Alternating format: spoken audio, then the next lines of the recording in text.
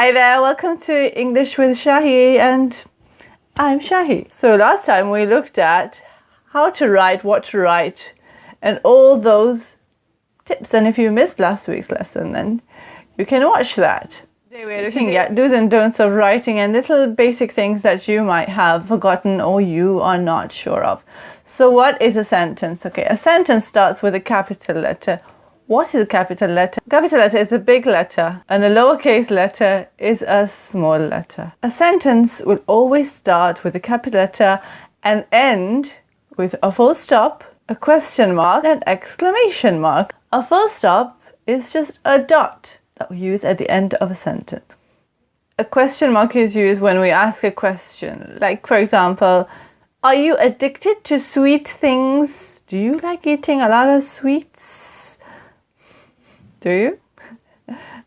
When we use an exclamation mark in writing, it shows us that something is exciting, dangerous, or that someone is shouting. Okay, that's when we use an exclamation mark because it signifies the loud noise that the person is making. What is a comma? Okay, we're not talking about coma that somebody goes into, but we're talking about a comma in writing, which is a tiny dot with a little tail, almost like a little tadpole. When do we use a comma?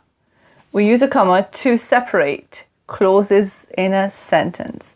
Not a cat's claw, meow, no, but mini subjects that are already in a sentence. Okay, so a clause is used to separate two ideas in a sentence, okay? So for example, I ran to the bus stop, but the bus came late. So that's two things.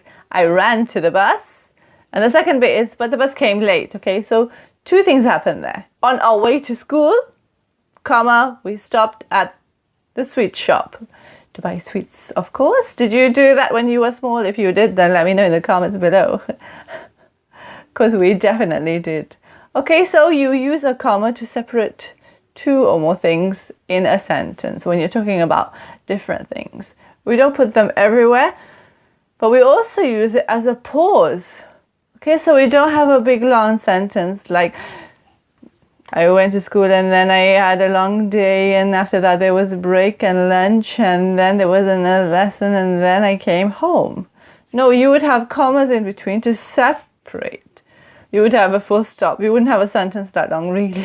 The purpose of a comma is so you can take a breath. You can pause, okay? And for a full stop, the purpose of a full stop is so you can stop and breathe and think. It's not continuous. Number two, when should we use capital letters? Are we allowed to use capital letters in the middle of a sentence? Let's look at when we can do that. So a sentence begins with a capital letter. When we write somebody's name, we can use a capital letter. Okay, my name is Shahy, so I will use a S to begin my name with. If I'm talking about Mr. Abdullah, the A would be a capital letter. So in names, we use a capital letter. Names of places, names of a country, names of streets, names of a park. We have a Nelson Mandela Park, a Victoria Park. So the beginning of Victoria Park with a capital V. Nelson Mandela Park would be capital N and M. Okay. Also names of buildings. We should always use a capital letter when we say God or whatever the name of your God is. The name of my God is Allah. I know we all have the same God, we just give a different name, but whenever we use the name of God, whatever your God is, we should use a capital letter, okay? It's a form of respect. Here's a really big mistake many people are making in their writing without realizing, because many native speakers are doing that online and not everybody is an English teacher, okay? So there's something called text speak. Are you using these words in your writing when you're writing for a test or when you're writing at school or when you're writing at college or uni? Are you using wanna, gonna, shoulda, woulda, coulda, lemme, and text speak that looks like this? If you are using this in your writing, please stop, please stop, please stop. Okay, because this is a very bad habit and it doesn't look professional. If you want to have a reputation of someone who has good English, if not excellent, then you shouldn't be using text speak. When you are speaking, it's okay. I could have gone and got those chips by now. Oh, I would have had a good time. You can use this when you're speaking,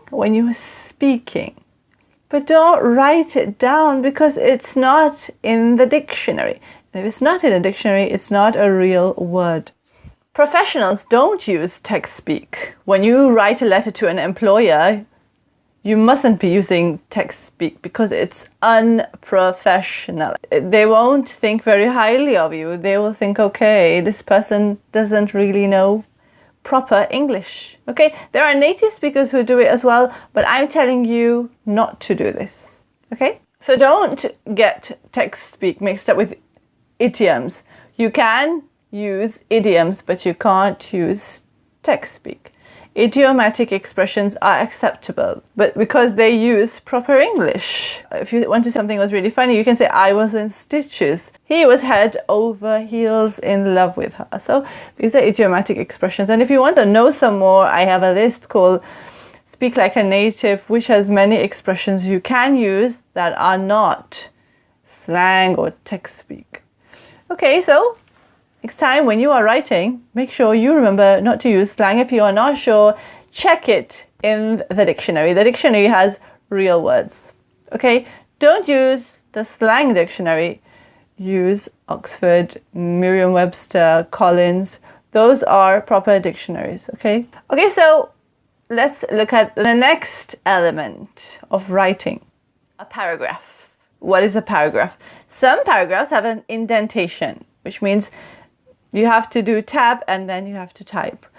For us, we don't do indentations. It depends what your college or university or your school requires you to do. So what is a paragraph?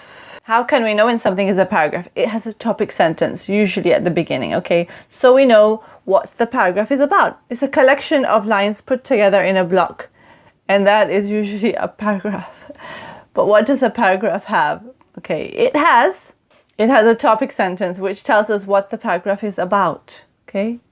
The subject or topic sentence, which can be about anything. And then there's something called unity. Unity means there are more sentences in the paragraph about the subject. Okay, the subject might be how to record a YouTube video. Okay, and then in the beginning you will have like a paragraph about setup. What I use for my setup, I use lights, camera, script, and you talk about it more. Okay, so that would be like your first paragraph. And the coherence means the different sentences that are about the same topic. The same thing you are talking about. You're not going to start talking about something different.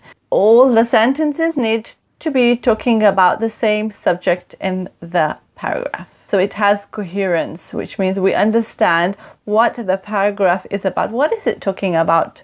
Okay, if we don't understand it, if it has lots of different weird things in it, it's incoherent. The paragraph will have a concluding sentence. It will have one more sentence right at the bottom, okay? Either this sentence will tell us that the writing is finished, or this sentence will tell us that there is another paragraph connected to this sentence, so it will flow. Okay, so the paragraphs should all connect to each other. You shouldn't be talking about the end sentence should connect to the beginning sentence that's in the next paragraph. What does a paragraph do? It helps to make your writing look organized. And you can write paragraphs, you can write stories, and if you don't know how to, you need to watch the previous video, and that has amazing ideas for you to get started and also enjoy writing and keep going. Make sure you use capital letters, correct punctuation, paragraphs, and avoid slang at all costs. When you are speaking, it's okay, but make sure you don't use it in your writing. And join me on my Instagram where I have wonderful English phrases and vocabulary, and you don't want to miss out on that, do you? Thank you so much for your support. I really appreciate it. And hope to see you soon in the next video. Take care and bye for now.